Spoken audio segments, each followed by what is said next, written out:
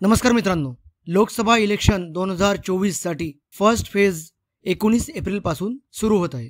मतदारांना त्यांच्या मतदार यादीतील नावे तसेच मतदार केंद्र याची माहिती इझिली अवेलेबल व्हावी यासाठी इलेक्शन कमिशनर ऑफ इंडियानी एक ॲप बनवलेला आहे, वोटर हेल्पलाइन। ते ॲप यूज करून सुद्धा तुम्ही तुमची मतदान केंद्राची इत्थंभूत माहिती तिथून मिळवू शकता।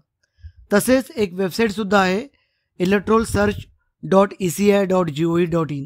या वेबसाईटवर गेल्यावर मतदान केंद्राची माहिती मिळवण्यासाठी तुम्हाला इथे 3 ऑप्शन आहे।